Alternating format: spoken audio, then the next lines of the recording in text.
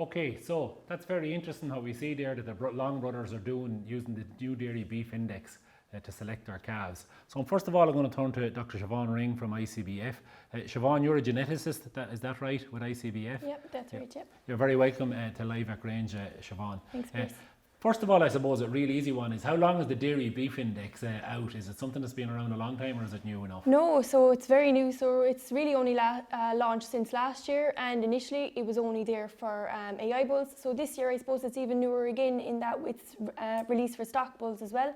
And it's developed, I suppose, a big collaboration between ICBF, Teagasc and Abacus Bio. Okay, so Richard and Liam, they were explaining that they use the dairy beef index. Can you explain to me and the viewers this evening, what is the dairy beef index, or DBI as some people call it? Okay, so it's a tool for the dairy and beef farmers to help promote quality beef from the dairy herd.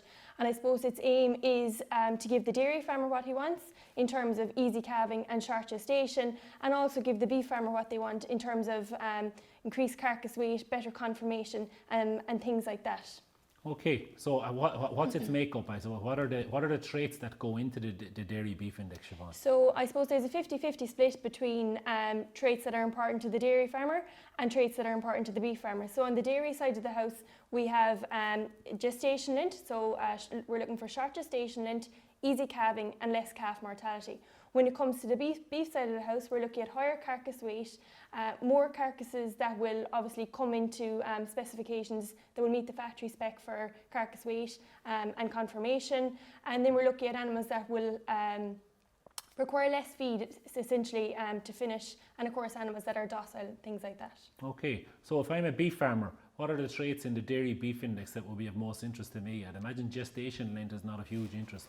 Yeah, that's right. So what we've actually done is, like I said, we have split the dairy beef up into, I suppose, 2 individual sub-indexes, and a very quick guide that you could look at as a beef farmer, if you were looking at we'll say the sire of the calves that you're purchasing, is you could look at the value of beef sub-index. So that's a euro value, and the higher the euro value, the more profit expected from those progeny. So I suppose, and the key traits again that are in there are your carcass weight, your conformation, fat, feed intake, things like that. So the higher the better on all of the traits? The higher the euro value, the better.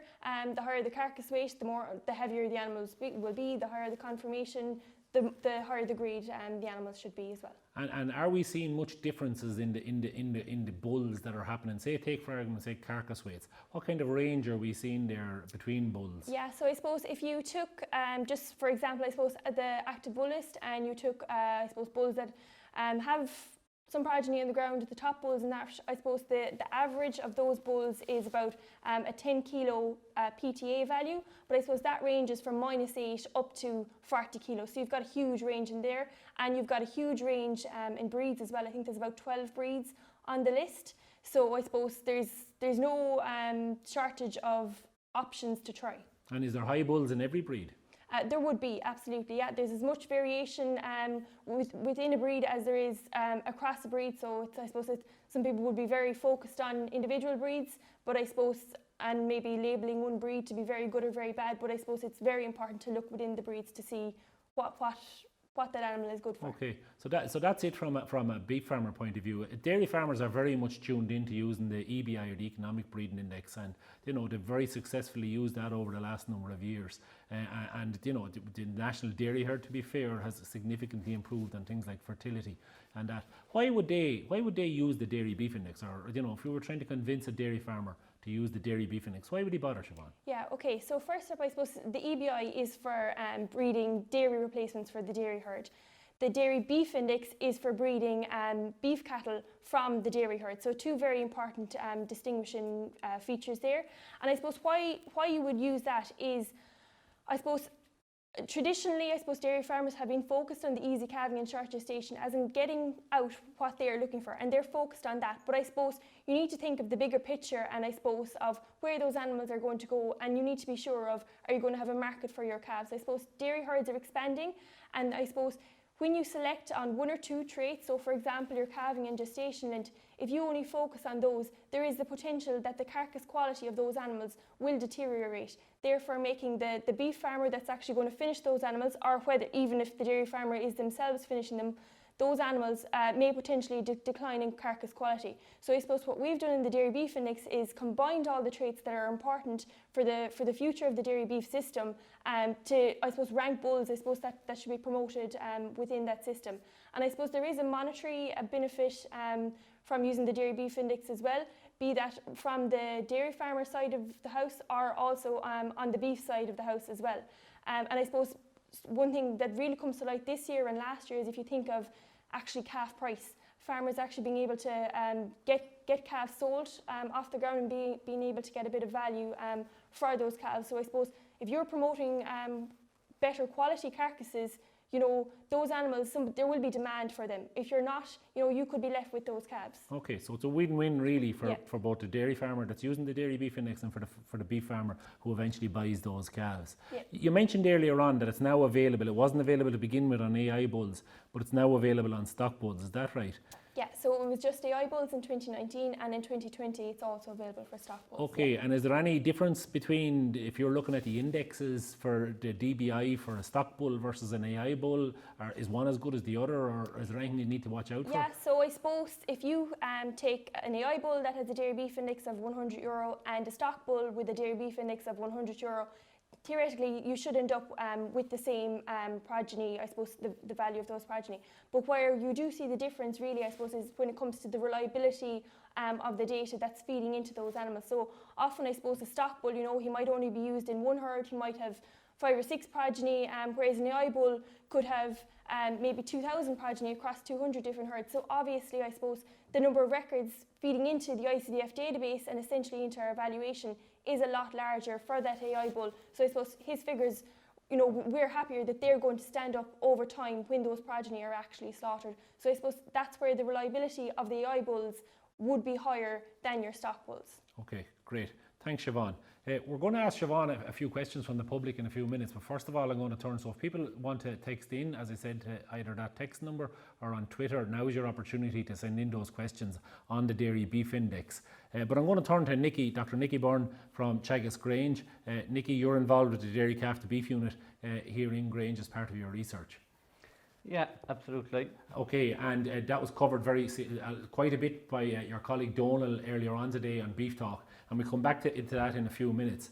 Siobhan there was talking a lot about the Dairy Beef Index and you know how it'll improve the calves that are coming from the dairy herd for the beef farmer. Is that likely to have an effect on the type of systems that we're going to see on beef farms going forward, Nikki? Yeah, I think it will, and I think we'll see many benefits throughout the system coming from the implementation of the Dairy Beef Index. And I suppose at first I can see that it'll add more value to the output that farmers are producing. So really, from increasing the emphasis on carcass conformation, which has been you know, an issue with the national dairy beef herd over the recent years. You know, as the national dairy herd, or the proportion of the national kill that has been of dairy origin, we've seen a decline in carcass conformation in particular, as well as some carcass weight. So really, I think the introduction of the Dairy Beef Index can, you know, somewhat help turn that tide and really improve the value of the carcasses that we are getting from the dairy herd. And as well as that, I think we'll see it, you know, shift the focus away from breed, as Siobhan was saying, and focus on individual bulls that offer that balance of traits to both dairy and beef farmer. And I think that's going to be really important, using the best individuals rather than breeds. So I think, you know, it's a hugely welcome development. And we will, you know, I think we will remain to see, you know, our early maturing beef breeds used extensively on the dairy herd. But I think we'll see better individuals from those breeds used. And that's something that we really need to achieve, is really improve the conformation of those animals to ensure that their progeny achieve maximum carcass value and avail of full breed bonus and quality assurance payments, as well as performing very, very well on the grid. So I think it's a very welcome development. Do you think, Nikki, will it influence the choice of sires that dairy farmers are using? I mean, at the moment, you know, there's a lot of, okay, apart from Holstein or Friesian or dairy breeds, there's a lot of early maturing breeds. Will it influence this? Will it push, I suppose, in terms of some of the other breeds into the use? Yeah, absolutely. And we can see, you know, from the top ranking bulls on it, that they are, not your traditional breeds that we would have seen used. And I think that's a very positive we see it with the longs there. Richard was talking we see about the longs using, continental bulls on their herd to, improve their carcass conformation and add more value. But one of the things, I think farmers really need to define their system and then buy the animals to suit that system.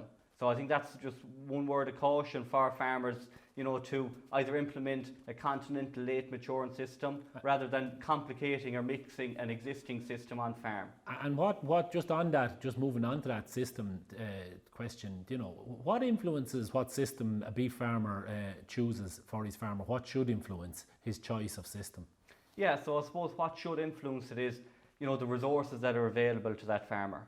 So be it land resources, labour resources, the time that you have available, and also the skill of your labour, and I suppose the type of work that you enjoy.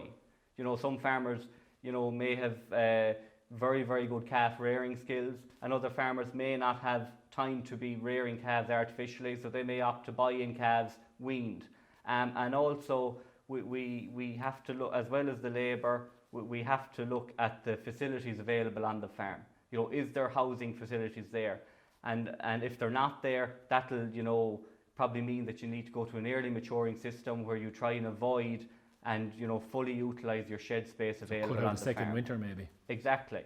But I suppose some of the common factors that we see across the most profitable systems are the use of grazed grass. So we know that the systems that can utilise large quantities of grazed grass, probably in excess of 80% of the animal's total lifetime feed requirement coming from grazed grass, and those that can achieve an early age at slaughter from that type of system are the most profitable.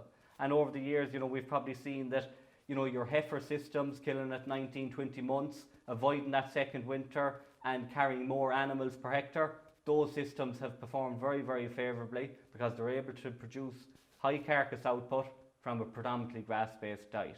And also, I suppose, there's a lot of other factors that will promote and help the implementation of dairy beef systems, and they're market and consumer factors.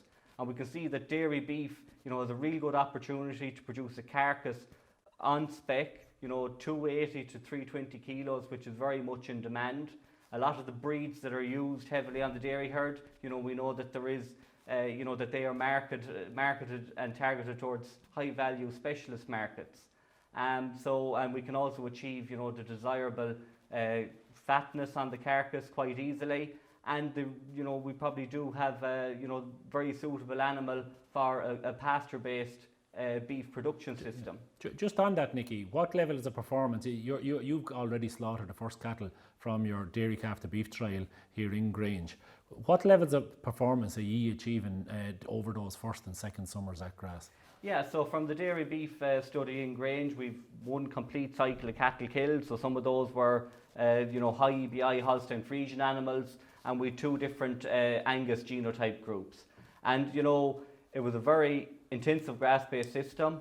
To the Holstein Friesians, we only fed 740 kilograms of concentrate in their entire lifetime, from birth right through to slaughter, and we're 100 kilos behind that for our early maturing Angus animals. So we achieved a 23-month age at slaughter for our Holstein Friesians and 22 months for our early maturing Angus. So, those animals, to achieve those early age at slaughter, they obviously achieved high levels of performance over those grazing seasons. So we need to be hitting, about 0.8 of a day during the first grazing season. We need to be still growing the animal over the winter period, from a high quality grass silage diet, achieving, probably a 0.7 of a day we achieved. And then over the second grazing season, this is really where you need to economise and probably where we see us making our biggest gains, and we're achieving 0.9 to a kilo a day on those animals. Okay. And because of that high grassland performance that we achieved and performance at grass, we saw that we only need to feed our animals for 60 days on an intensive concentrate diet indoors for our Aberdeen Angus, and 80 days for our Holstein Friesians. You mentioned high genetic and low genetic merit groups there, so that was on the carcass indexes and things like that. Did you see a difference between the high index and the low index animals in that first group of animals that were killed? Yeah, absolutely. So I suppose what the difference that we saw between the two Angus groups, it was non-significant, the difference that we detected after 1 year's gathering of data. However, you know, the experiment is only half powered at the moment, and that will be completed with the second year's slaughterings. And we saw that we had a 7 kilo difference between our high carcass merit Aberdeen Angus versus our low carcass merit Aberdeen Angus. But where we did see significant differences was in the value of each of those kilos, the conformation of those carcasses that drove the value, and the kill out percentage of those animals. And, you know, so we achieved a higher value carcass from our higher mix animal after the same finishing period and at the same age of slaughter. So really, and one of the things is that the genetic differences between the two Angus groups were quite small, and it's probably going to be much greater when we go back to the DBI and look at that wide array of breeds of bulls that we have, you know, that there's much bigger differences between them there. And, you know, I think on a bigger scale, you know, there is big gains to be achieved in carcass performance. And that trial is going to run for a number of years? Yeah, that trial is going to run for a number of years in its current format, and then from the learnings of it, we'll implement that and improve the system going forward. Okay, great. Okay, at this stage we're going to move to a couple of questions that are coming in from the public. And I've just taken one there for Siobhan, first of all, that has come in on the 51444. Siobhan, it's really about the DBI. Is it overly favouring, is it overly weighted towards dairy farmers, is basically the question, and is it not, you know, strong enough for beef farmers? That's a good question. I suppose you really have to think about the whole system, right? So if you want to get a good dairy beef calf from the ground, you need somebody to produce that calf first of all. So if the dairy farmer is not going to use the index because the bulls are too difficult calving or too long a gestation, you must remember that they are in the business of producing milk. So if they can't get the cow back into the parlour without having those problems, they're not going to produce that high carcass weight animal for you. So I suppose the 50-50 split, really, I'm not saying that won't change in the future, you know, as we add new traits and things like that, but initially I suppose as we get farmers, I suppose to get a bit of confidence in using the index, I suppose it's relatively new, and I suppose over a couple of years we'll see farmers actually starting to gauge actually what even is the index and even just figuring out how to use it, and I suppose we may see changes after that, but really we need to get people using it, and I suppose we need to produce the calf before we can actually, you know, help the beef farmer, I suppose, have those better quality carcasses. Okay, another question for you, Siobhan. Are dairy farmers overly cautious on calving ease, given how the Long brothers can use Shirley on their cows? So, I suppose that's not something we see too often on dairy farms now, Shirley being used, but they seem to be, So I suppose they're really an exceptional case, really. I suppose they've really shown us the benefit of the relationship between the dairy and the beef farmer, and how I suppose that dairy farmer had never used Charlies before, but I suppose because the beef farmer was saying, okay, well, I need a better quality carcass, so unless you can, you know, unless you're actually going to give that to me, maybe I'll move elsewhere. So I suppose that in essence, I suppose, is where getting the beef farmer, the dairy farmer to work together. Conversation, You know, you'll actually start to, you know, maybe encourage some Charlies into some herds, but I suppose I wouldn't say dairy farmers are too overly cautious on calving difficulty, and I don't think, I suppose, that just because you use the dairy beef index, you're not going to end up with harder calving bulls, from that being from the dairy farmer's point of view. There are bulls on that list. If anybody wants to look at them, they're on ICBF.com. Basically, they're easy calving, same as what farmers would have been using before, which they would have said were easy calving, but also have those beef characteristics. So there's no reason to sacrifice the beef for the calving difficulty. Okay, I'm just going to take one more question, a quick one for you, Nikki, because you're going to stay with us for the rest of the panel and we can come back to you again. If you had a preference for calf breed, or you were setting up a calf to beef unit yourself in the morning, is there any particular preference you'd have for breed of calf or system? Yeah, so I suppose one of my own preferences, just because of, you know, the volatility in beef price at the moment that we see, and maybe at the low level that it has been at over the last 12 months, I'd be really focusing on probably the best value calf that I can get, a healthy calf, and a calf that is going to perform and grow. So I want a calf that's priced closest to its genetic potential to deliver carcass performance. And from our own experience here on the study in Grange, we've probably seen that it has been the Holstein Friesian that has delivered that, because the lower calf purchase price has allowed us achieve the highest margin per head or per hectare from that type of a system. So at the moment, I'd probably be buying Holstein Friesian bull calves and at a very, very competitive price. That's what I'd be focusing on. Okay, that's very interesting. Okay, thank you, Nicky, and thank you, Siobhan, for answering those questions. So at this stage, we're going to move to a new topic, and we're going to move to looking at the Teagasc Greenacres Dairy Calf to Brief programme and some of the lessons that are coming from it. The programme is a joint initiative run by Teagasc with our industry partners, and those industry partners are Liffey Mills, Drummonds, Cortiva AgriScience, Volac, Munster Bovine, and AgriLand are partners in the programme.